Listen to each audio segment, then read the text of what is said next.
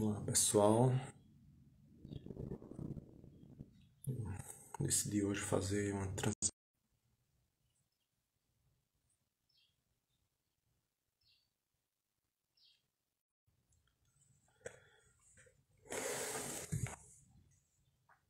Vejam só, essa chamada é uma chamada informal, né? É algo informal, vou ler alguns trechos e conversar sobre algumas coisas. Aí se vocês quiserem também participar da conversa é só falar, né? Eu posso entrar na chamada ou podem digitar seus textos. Bom dia, Keliana.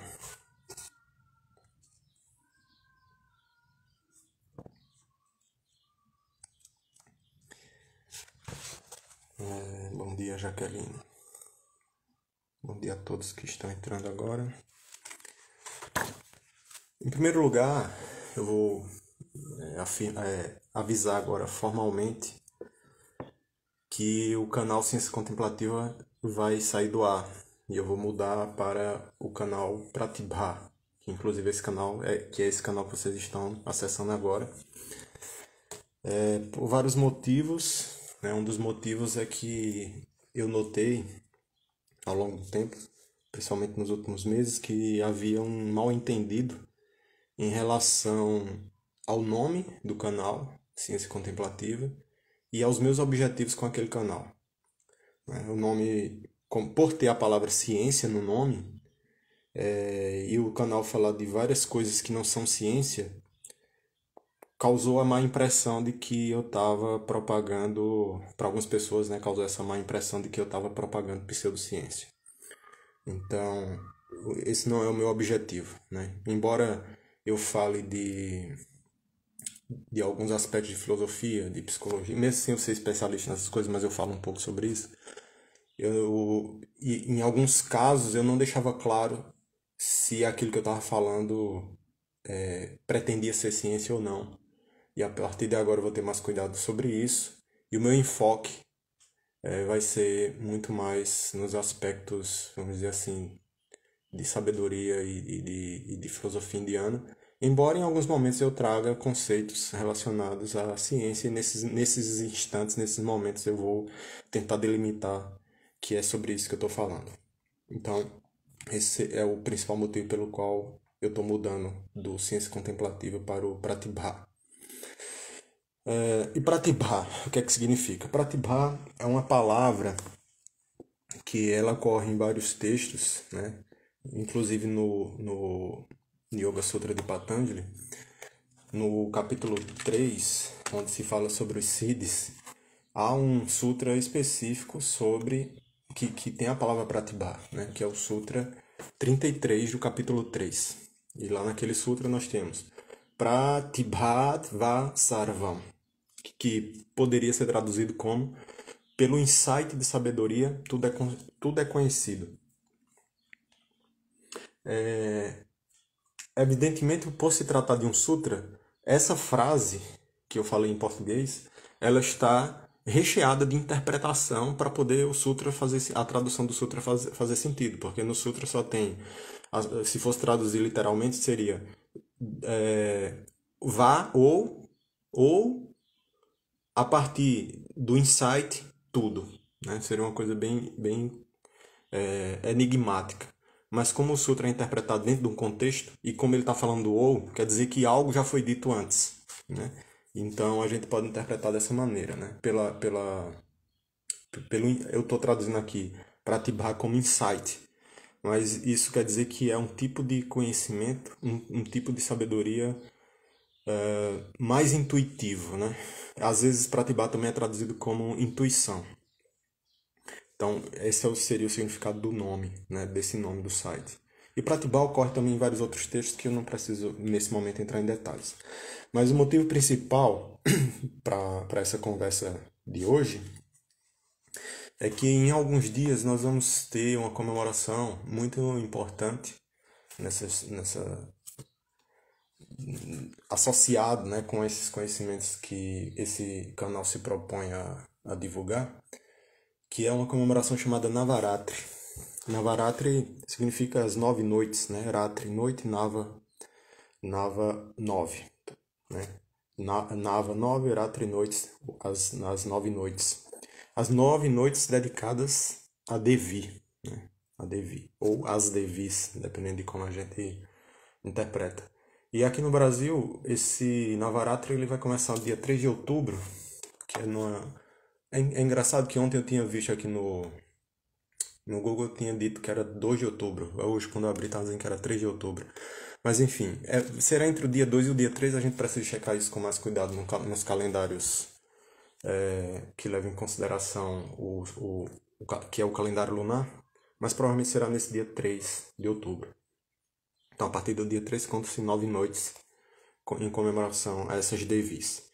E o Navaratri é muito importante porque é a principal festa, vamos dizer assim, a principal celebração Shakta, né? Shakta quer dizer das pessoas que têm alguma devoção por Shakti, né? Pela Devi.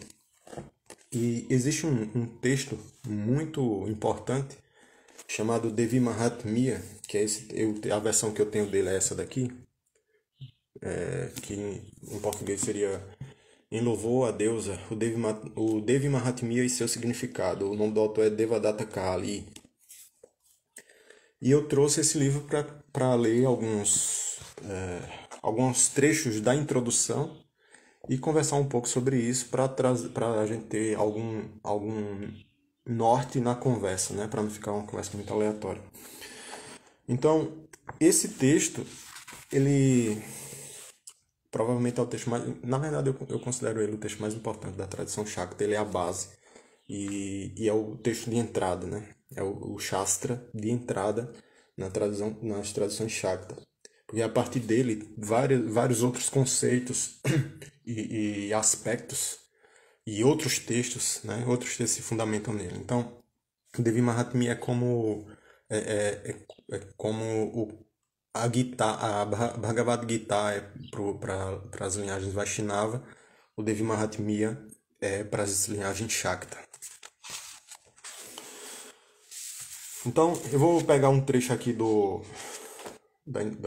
capítulos introdutórios, que é o texto que fala das origens, da estrutura e do contexto do Devi Mahatmya. A seção que diz o rei, o mercador e o rishi. Né? O rishi quer dizer vidente ou sábio. Então, o Devi Mahatmya começa com Markandeya. Markandeya é um rishi. Né? Então, Devi Mahatmya, que é esse texto, começa com Markandeya relatando como um rei virtuoso chamado Surata sofre a perda do seu reino. Ele então cavalga sozinho na floresta e encontra uma ermida, uma cabana do Medha.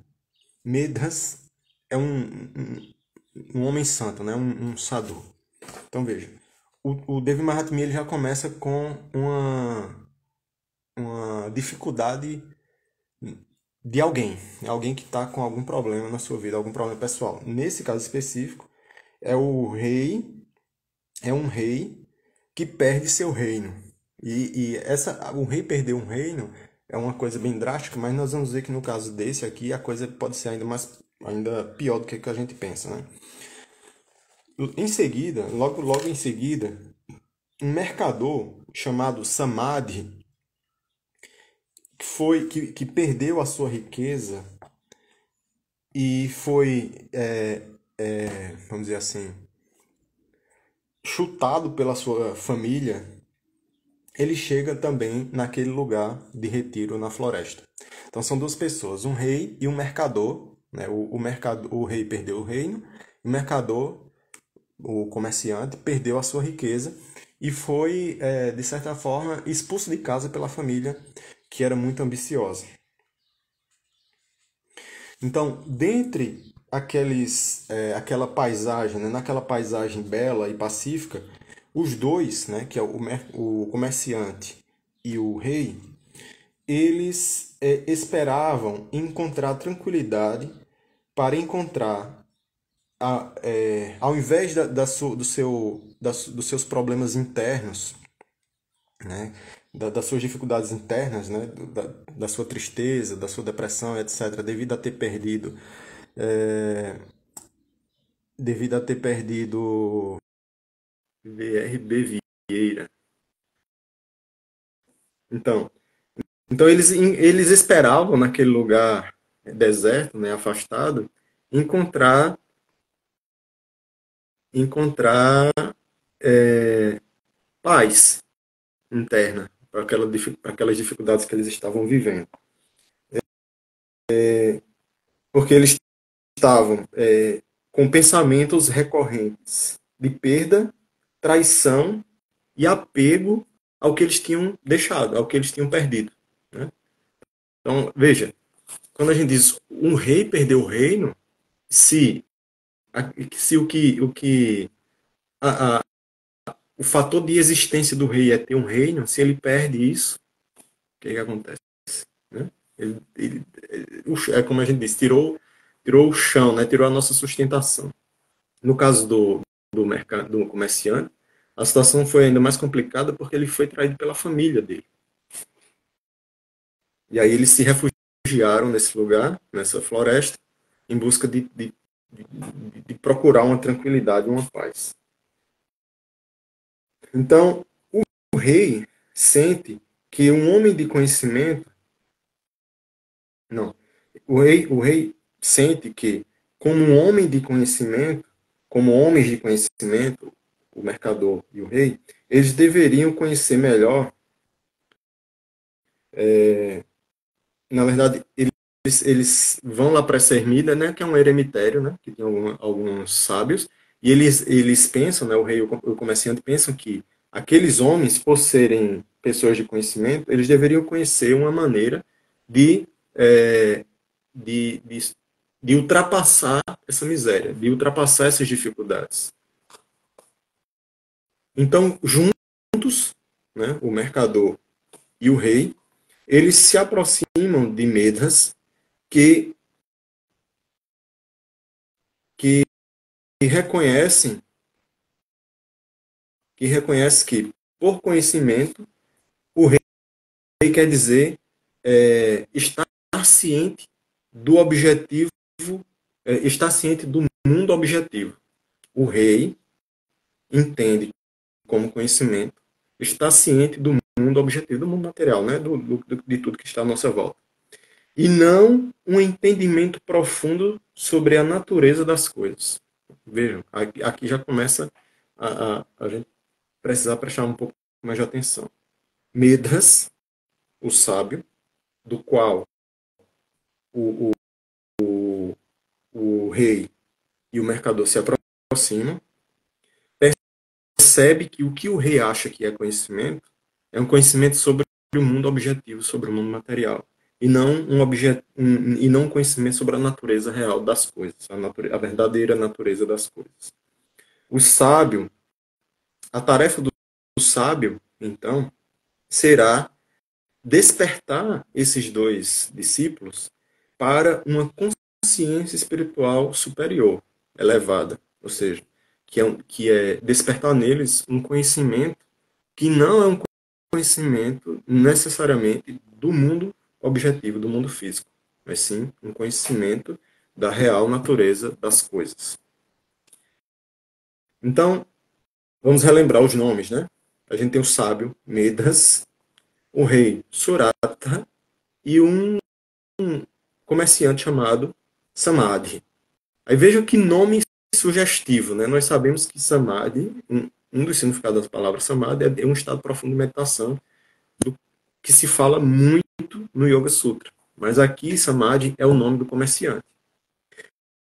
Então Medas fala, né, para Surata e para o Samadhi, que como todas as outras pessoas, eles estão iludidos por Mahamaya, a deusa que, vamos dizer assim, ilude até mesmo aqueles que são chamados de sábios.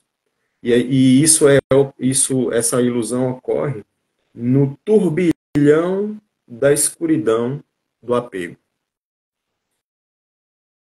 E tendo, vamos dizer assim, capturado suas mentes, Mahamaya os ata ou os amarra a uma existência transitória, chamada de samsara, e todos os seus atendentes, os seus atendentes tolos, né? Os atendentes dessas pessoas que são amarradas nesse véu de Mahamaya. Então, só nesse parágrafo, né, que é um parágrafo de 4 linhas, a gente tem muita coisa para conversar. Né? Vamos recapitular. Eu estou sempre repetindo com o objetivo de tornar mais claro e de fixar o que a gente está falando. Tá? Eu vou repetindo várias rodadas de repetição e vou acumulando novas informações. Então, um rei perde o seu rei. Um comerciante perde a sua riqueza e é expulso de casa pela família. Eles vão a um eremetério que existe na floresta, buscando paz e tranquilidade para aquele turbilhão mental, aquela tristeza que eles estão vivendo devido a todas as suas perdas. Lá eles encontram um sábio chamado Medas e vão em direção a esse sábio com achando, né, que ele tem uma sabedoria e por esse motivo e com essa sabedoria Medas pode, vamos dizer assim, pacificar os corações, os seus corações. Mas só que Medas, de antemão, ele já reconhece que o que esses dois pensam que é sabedoria é um conhecimento sobre as coisas do mundo. Mas a sabedoria que Medas tem disponível para compartilhar com essas pessoas é uma sabedoria que se refere à verdadeira natureza das coisas. Então, Medas começa falando para esses dois que, que, como todas as outras pessoas, eles estão iludidos por Mahamaya. Mahamaya. Mahamaya é um nome composto, né? Maha é grande, Maya pode significar várias coisas. Algumas pessoas traduzem como ilusão, mas um significado muito importante que eu prefiro é poder. Então, o grande poder. Que grande poder é esse?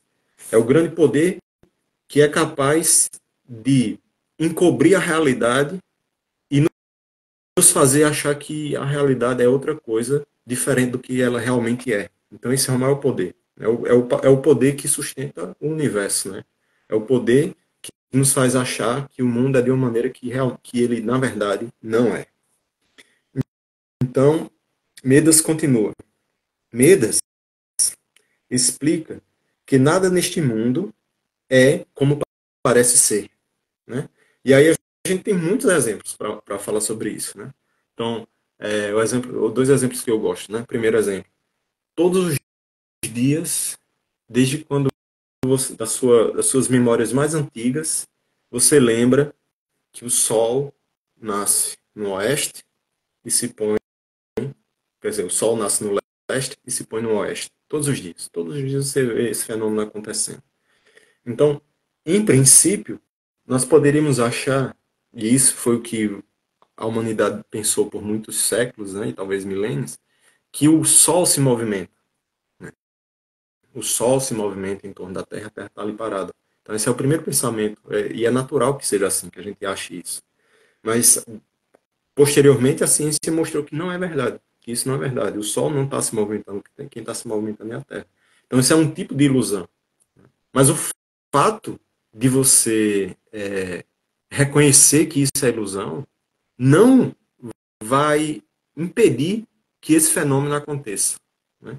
Você vai continuar percebendo o Sol nascendo no leste e se pondo no oeste, mas com um diferencial. Agora você sabe que isso é apenas uma percepção ilusória. Então, outro exemplo muito legal é o arco-íris, né? É algo que você está vendo, mas se você for em direção ao arco-íris, quanto mais você se aproximar, mais ou ele vai se afastando ou ele some, né? Quando realmente, se você chegar muito próximo, ele vai sumir. Não existe algo chamado arco-íris que você possa tocar, ou que você possa ouvir, ou algo do tipo. Você vê de longe, mas se você se aproximar, você não o vê. Então é um aspecto ilusório da realidade. Mesma coisa o céu, né? O céu é azul, mas se você se aproximar, você não vai chegar em algo que você possa tocar e dizer que é o céu. Então isso são tipos de ilusões perceptuais, né? De ilusões associadas com os nossos órgãos de percepção. Mas existem ilusões internas também, né? Sobre a realidade, que é sobre isso que Medas quer ensinar para esses dois. Então Medas continua. o mundo, como percebido por meio dos sentidos, constantemente nos ilude. Isso é o que Medas está dizendo. Aí essa frase é bem objetiva, né? Então, os humanos e os animais compartilham a habilidade de ver, ouvir, cheirar, saborear e tocar. Mas as faculdades são diferentemente sintonizadas e desenvolvidas de acordo com as espécies. Então, isso aqui também é um conhecimento que nós conseguimos perceber com facilidade, né? Então, todos sabemos que, por exemplo, os cães, eles têm uma audição diferenciada da audição humana. Tanto os humanos quanto os cães têm audição, mas essas audições são em níveis diferentes. Os seres humanos, em média, eles só têm a capacidade de ouvir frequências entre 20 Hz e 20 kHz, mais ou menos, nessa faixa. O que está acima, o que está abaixo, o ser humano não ouve. Mas os cães conseguem ouvir frequências superiores, frequências mais elevadas. O ser humano tem a capacidade de observar os objetos coloridos numa combinação de três comprimentos de onda, três tipos de cores diferentes, e aí por meio da combinação dessas cores a gente vê uma variedade de cores. Os cães já não têm essa capacidade de ver essa variedade, supostamente, de ver essa variedade de cores que o ser humano possui. Então, as maneiras de acessar a realidade por meio dos órgãos de sentidos, elas variam entre os animais. É isso que o Medas está falando aqui. Então, para falar de conhecimento sensório ou sensorial, né, conhecimento que nos chega por meio dos órgãos de sentidos, né, conhecimento do mundo, falar disso é descrever apenas a própria experiência, a experiência da pessoa, né, da própria pessoa. E já que o mundo é experimentado diferentemente, de acordo com a capacidade de cada experimentador, de cada experienciador, né? Cada pessoa vem de uma forma diferente. Então, mesmo entre os humanos há diferença. Então, por exemplo, aquelas clássicas disputas, né, entre você e a sua avó, que ela vê a parede, ela diz que é branco gelo, outra pessoa diz que é branco salmão, outra pessoa diz que é branco neve. Cada pessoa pode perceber, todo mundo está de acordo que é um branco, mas as pessoas vão perceber nuances diferentes no branco. E isso, às vezes, eu digo que isso é como uma questão de hardware, né? Embora todo mundo seja capaz de ver, mas os nossos sistemas visuais, eles têm pequenas diferenças que podem provocar essas nuances na percepção do que está sendo visto. Então, o que Medas está falando aqui é que, embora todo mundo seja capaz de ver, essa experiência de ver ela é específica para cada pessoa. E já que o mundo é experimentado de forma diferente, de acordo com a capacidade de cada experienciador, não existe um único mundo empírico que é o mesmo para todos os seres. Então, veja, isso é o Medas falando. A gente está aqui num texto provavelmente medieval, que está explicando de um ponto de vista, vamos dizer assim, de um ponto de vista de tá questionando, né, a realidade. Ele não está dizendo que é assim, mas ele está querendo lançar questionamentos sobre os nossos modos de perceber a realidade. Então, um questionamento que ele diz é assim: se eu pego um determinado objeto, por exemplo, essa camisa, e eu digo que é vermelha, a outra pessoa que está vendo a mesma camisa pode discordar e dizer que ela é roxa, né, que ela é violeta. E dependendo do dispositivo que você está vendo esse vídeo, se ele tiver alguma configuração diferenciada, a pessoa pode ter a percepção de que essa cor é rosa. Então, o que ele está querendo dizer é que, se a percepção pode mudar de uma pessoa para outra, provavelmente a representação do mundo que aquela pessoa tem internamente, ela varia também de uma pessoa para outra. Aí Medas continua. Adicionalmente, o conhecimento obtido por meio dos sentidos é condicionado por propriedades físicas de tempo e espaço, causando com que as coisas apareçam não como realmente elas são. Então, a gente tem, né, além dessas diferenças de percepção, nós temos também diferenças em relação à nossa relação com o espaço e com o tempo. Então, isso é questionamento clássico, né, que a gente vê. Por exemplo, dependendo da atividade que você está fazendo, você pode ter uma percepção de que o tempo passou mais rápido ou que o tempo está demorando a passar. Geralmente isso acontece quando a gente você está fazendo uma atividade satisfatória, né, prazerosa, que você se sente bem com aquilo, você se envolve tanto com a atividade que você tem a percepção de que o tempo voou, né? O tempo passou muito rápido. Ou quando você está fazendo uma atividade que você não gosta, você fica contando os segundos e os minutos para a atividade passar rápido, e aí você tem a percepção de que o tempo está demorando. Mas observe que a mesma tarefa, duas pessoas realizando a mesma tarefa no mesmo lugar e começando no mesmo instante, as percepções de duração podem ser diferentes, dependendo do estado interno de cada pessoa. Então, é mais um fator que ele está apontando de variação no nosso entendimento da realidade externa, da realidade objetiva, né? Aí Meadows continua. Se um simples ato de percepção sensorial, que ser, pode ser tão ameaçador com o engano, né? Enganando, se esse simples ato não é mais complexo do que. Sim, se esse simples ato de percepção já causa essa enganação ameaçadora, e as questões mais complexas do comportamento animal e humano, elas não seriam ainda mais propensas a confundir, né? Então, veja, ele está partindo de uma análise dos órgãos dos sentidos, da nossa relação com o mundo, por meio do acesso ao que nos chega por meio dos órgãos dos sentidos. Elevou um nível de abstração para falar da nossa relação com o espaço e com o tempo, que também varia de pessoa para pessoa, porque depende de aspectos internos de interpretação. E aí ele está num terceiro nível de abstração, dizendo assim, e as relações mais complexas que existem entre seres humanos, entre animais, animais e seres humanos, e assim sucessivamente? Elas não estariam ainda mais propensas a enganar, a confundir?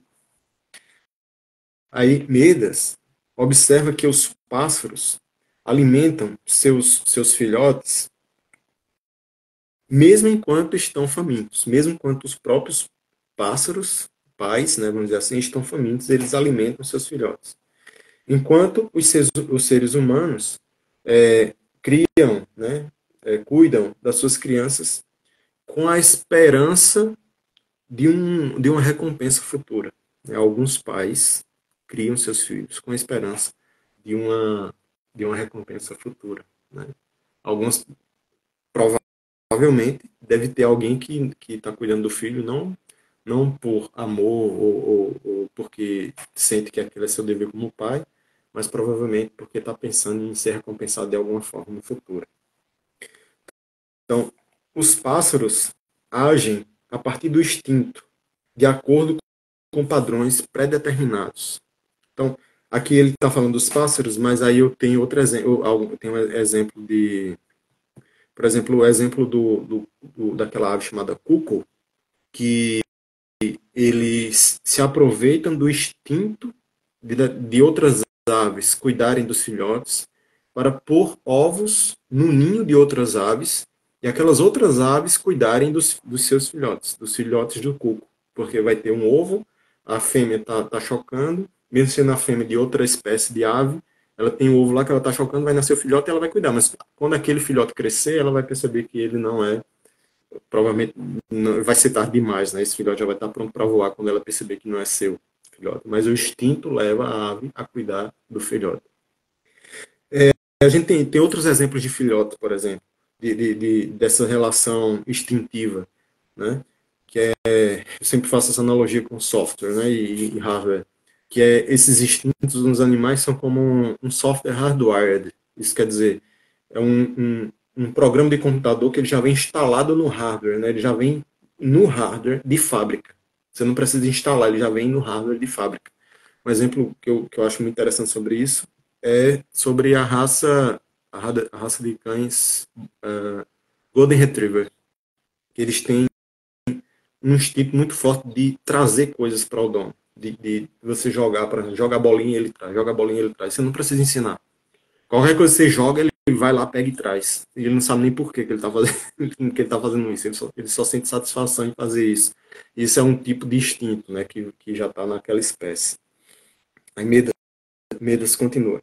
Os humanos, também possuindo instinto, adicionalmente, têm a capacidade de raciocinar e de fazer escolhas.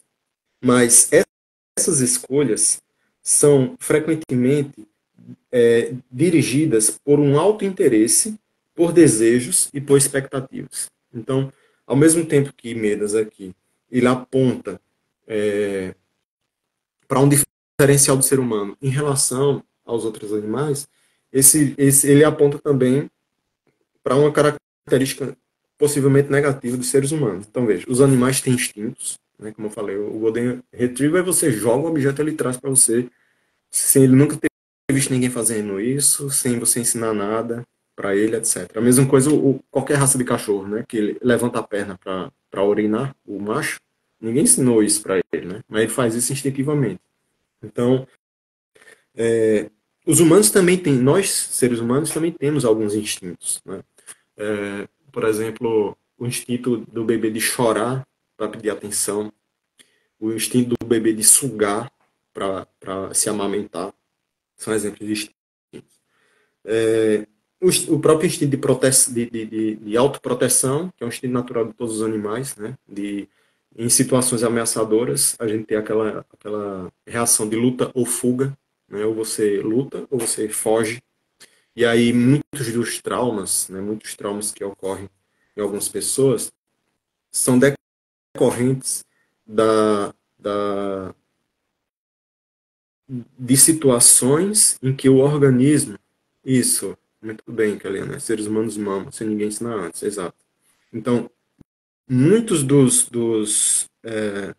muitos problemas que geram traumas nas pessoas decorrem de situações em que essas pessoas estiveram envolvidas, em que os seus instintos de fuga ou luta não foram satisfeitos, né? As situações traumáticas muitas vezes ocorrem por isso. Você está numa situação que vai te infringir dor e sofrimento, mas e naquela hora, naturalmente, seu instinto é de fugir ou lutar, e esse instinto lhe é negado. E aí surgem muitos problemas mentais, psicológicos surgem dessa falta de canalização dessa energia de luta ou fuga. Então, mas só que ele diz assim, ó, os humanos também têm instintos. Mas os seres humanos também têm uma capacidade de raciocinar e de fazer escolhas. Mesmo escolhas que são contra o instinto. A gente tem essa capacidade. Mas nossas escolhas, muitas vezes, são direcionadas por um interesse pessoal, por desejos e por expectativas. Eu não vou entrar em. Eu vou falar só de passagem sobre um tema polêmico aqui, que é a questão política, né, de eleições. Por mais que você raciocine, que você seja intelectual, que você exerça o seu direito de livre escolha, na maioria das vezes as suas decisões políticas elas têm uma pitada de alto interesse, de interesse pessoal. Então, quanto mais próximo de você é o nível de eleitoral que você está participando, por exemplo, do municipal para o federal, vamos dizer, quanto mais próximo, o municipal seria o mais próximo, mais o interesse próprio influencia a decisão na maioria das pessoas. Pense sobre isso. Fecha aspas. Então, o Devi Mahatmya, que é esse texto que eu estou lendo aqui, a introdução, ele classifica os níveis de consciência, aqui ele está usando em inglês a palavra awareness, né, estar ciente de, tanto instintivo quanto racional, como formas de conhecimento inferior.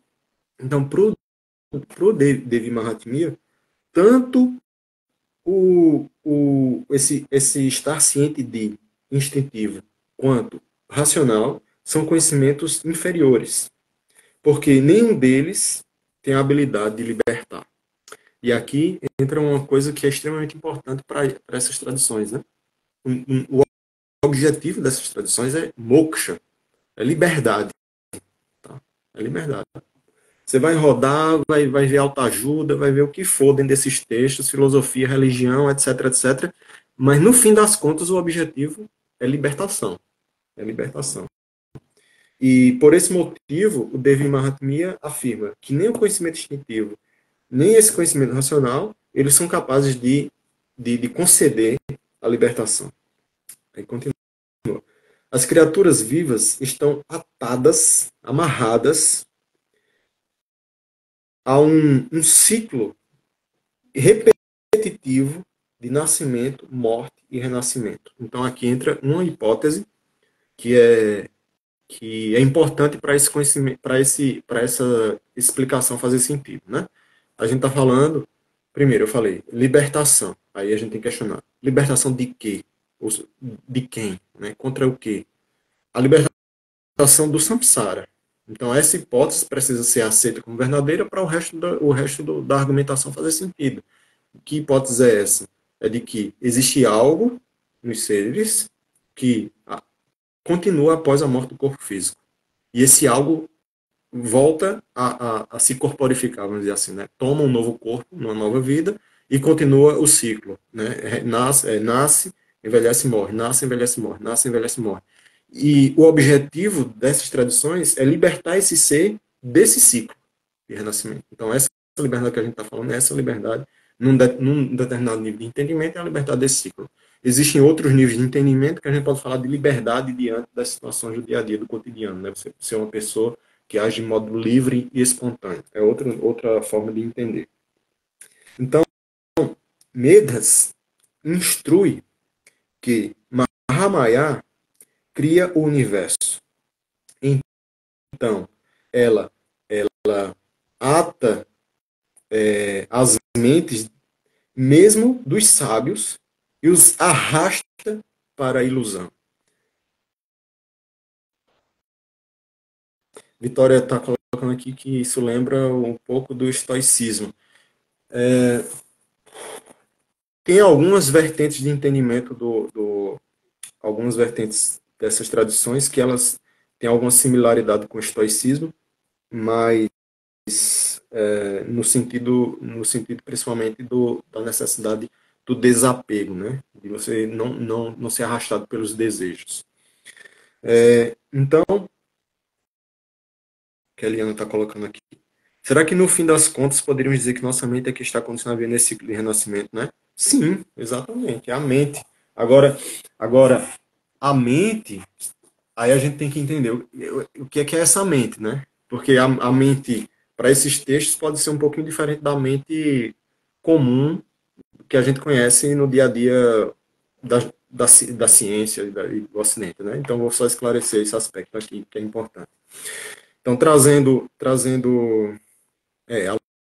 a luta é de se libertar do condicionamento. Então, trazendo para aqui o arcabouço o arcabouço teórico do Yoga Sutra, que vem do Sankhya, a mente tem 4 modos de funcionamento. Então, tem um modo que serve como uma interface entre o seu ser mais interno, que lá ele tem um nome técnico para isso, né? Que é Purusha, mas a gente pode dizer que é a consciência. Então tem uma interface entre a consciência e o mundo externo. E essa interface ela serve também como o canal por meio do qual os órgãos de sentidos canalizam informação para essa mente.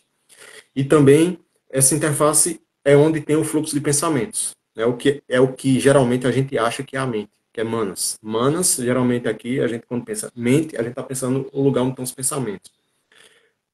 Temos também, nesse arcabouço teórico, consciência, que aí é um aspecto separado no contexto dualista, consciência separado da realidade física, vamos dizer assim. Temos buddhi, que é o intelecto, a capacidade de raciocinar sobre, e o repositório dos resultados das nossas ações, que é Tita. E além disso, nós temos o arrancara. O arrancara é o que mais se parece com o que as pessoas, que nós chamamos de ego. Né? O arrancara é essa característica do ser humano que faz você ter uma identidade e se diferenciar dos outros. Né? Você diz, eu sou uma pessoa com cabelo de tal cor, com a voz de tal tipo, com a camisa de tal cor, estou sentado em tal lugar, em tal momento do dia, falando com tais pessoas. Então, todo esse agregado de características que distinguem esse ser dos outros seres, é o que a gente poderia chamar de arrancar. E aí, o yoga é justamente o treinamento de um desses aspectos da mente, que é o intelecto, para o intelecto libertar a consciência desses condicionamentos. Porque, veja, o nosso modo usual de vida, do dia a dia, perceba, assim, pelo menos para mim é assim, eu suponho que para as outras pessoas é a gente estar o tempo todo agarrado no fluxo mental. Ou seja, o que passa na minha mente, eu penso que sou eu. Né? Eu tenho os conteúdos dos meus pensamentos, eu estou o tempo todo conectado com eles, pensando que eu sou esses pensamentos. Eu assumo a emoção que esses pensamentos trazem para mim.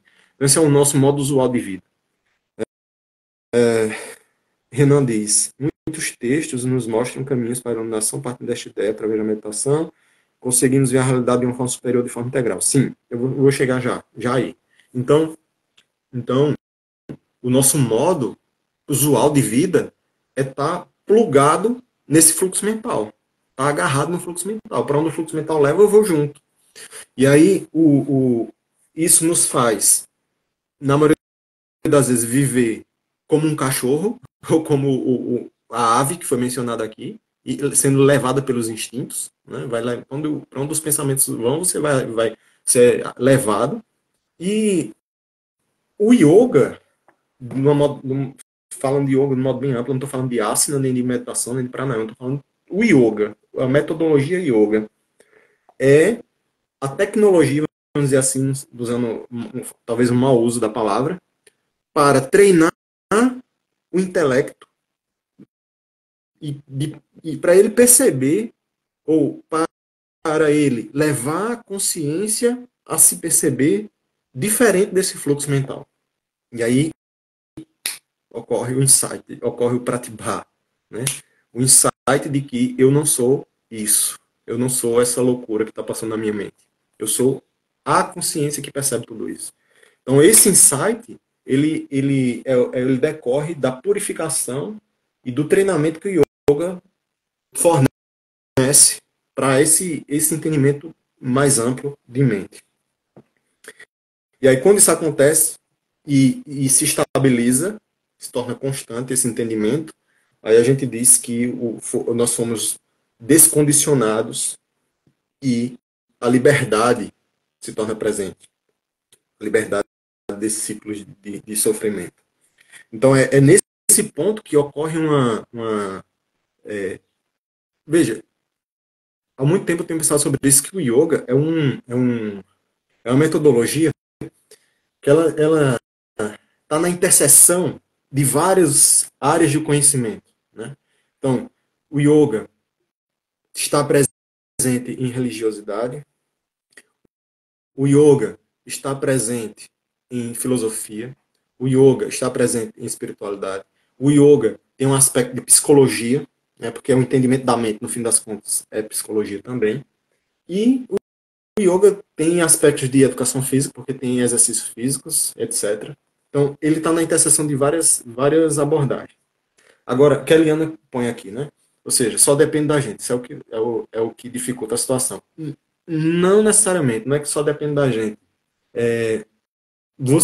Aí, se você olhar textos de traduções diferentes, o próprio Yoga Sutra, por exemplo, ele afirma que você pode seguir todo esse caminho por esforço próprio. Mas você pode pedir auxílio de consciências que já estão libertas, ou de uma consciência específica que está liberta. Que no caso, no contexto do texto, ele fala, lá no contexto do Yoga Sutra, ele chama isso de Ishvara. Ishvara. Né? A gente pode. É sempre complicado traduzir, fazer comparações com o que a gente está acostumado aqui no Brasil, né?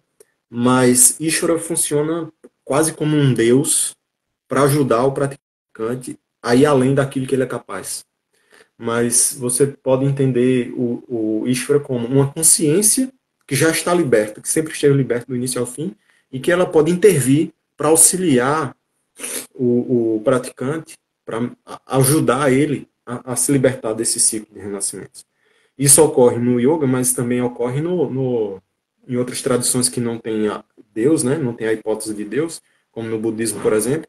Eles não têm Deus, mas eles têm seres despertos e iluminados que já alcançaram essa libertação e podem auxiliar aqueles que buscam refúgio nesses seres, né?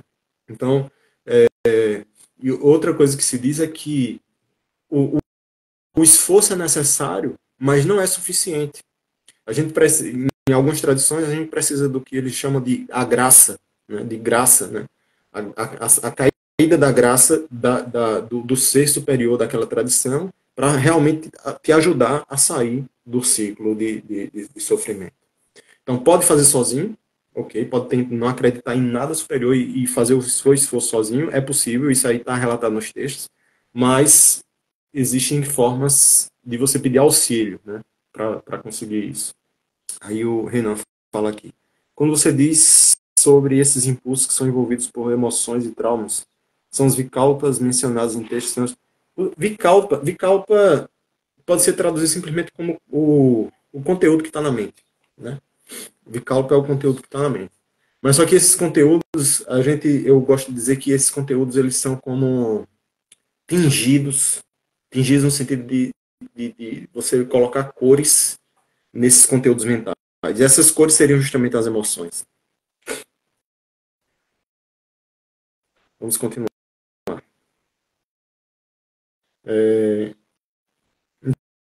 Então, o que o Medas falou no último trecho que eu li é que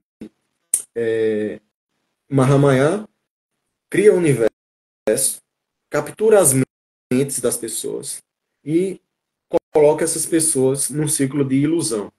Mas ele adiciona, ela também, essa Mahamaya, é o conhecimento supremo e a causa eterna da libertação. Então, o mesmo poder que prende é o poder que permite a libertação. Então, aí Vitória fala, então onde iria o livre-arbítrio?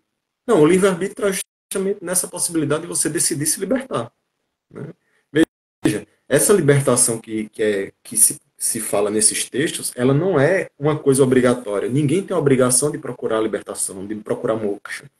Então, isso daqui é um dos aspectos que diferencia essas tradições de outras tradições, é que não existe aqui um caráter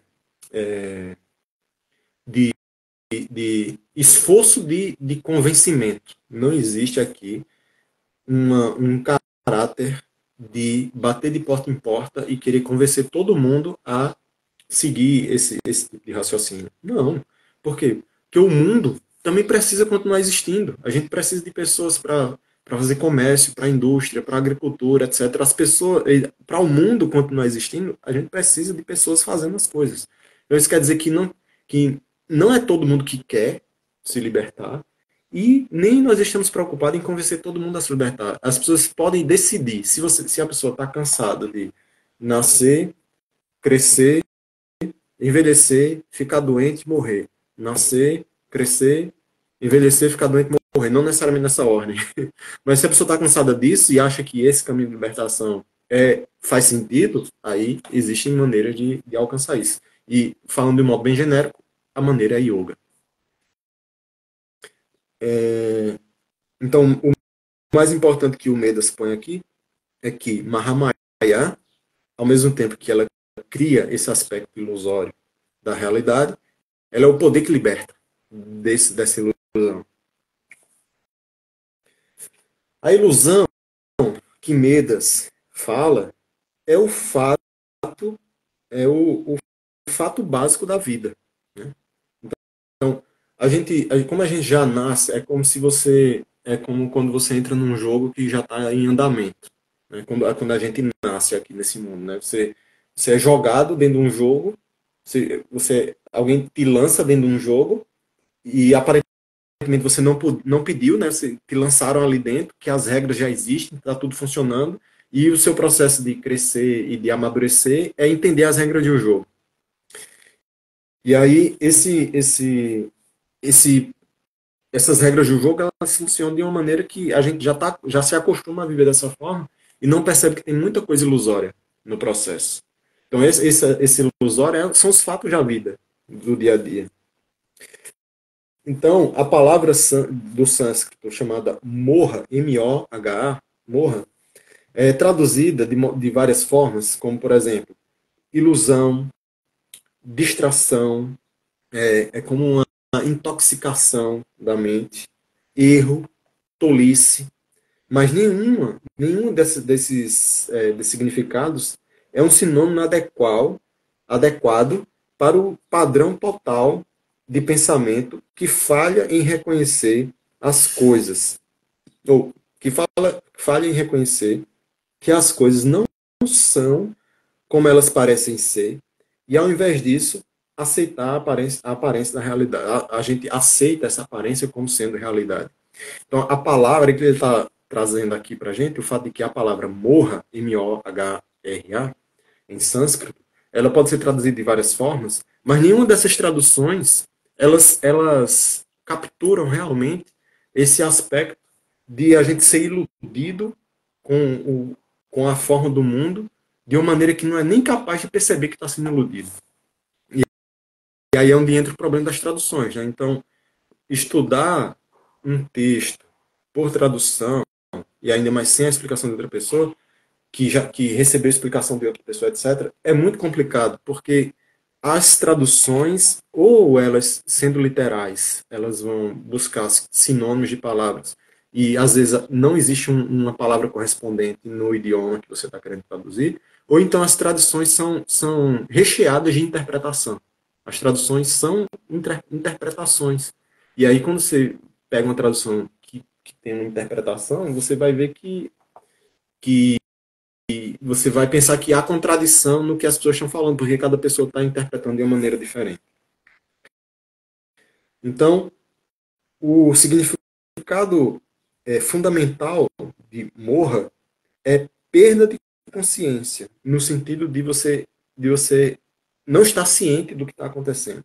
E sua causa é maior. Outra palavra Outra palavra aí, como aqui eu estou lendo o texto em inglês, ele está dizendo que é uma palavra que não tem significado equivalente no inglês, né? Esse perda de consciência dessa forma como está sendo dito aqui. Inicialmente, Maya denotava um poder extraordinário ou sobrenatural, supernatural, e depois mágica.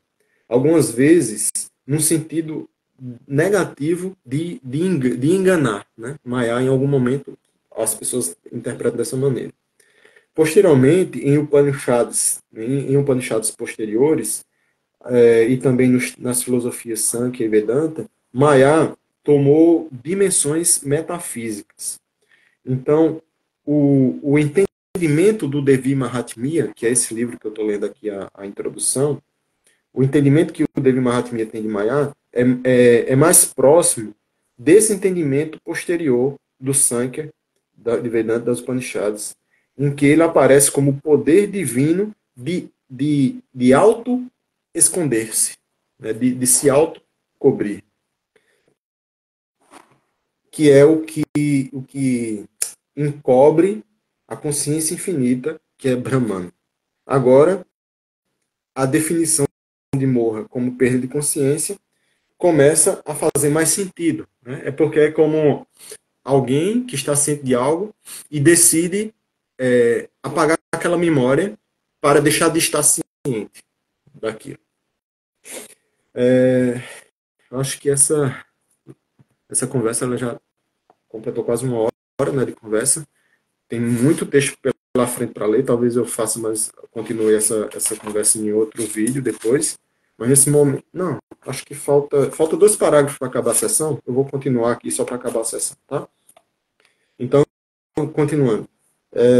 A Upanishad Shweta Shwatara Shvetashvatara iguala Maya com Prakriti, como sendo a energia feminina por meio da qual Shiva, o senhor de Maya, projeta o universo.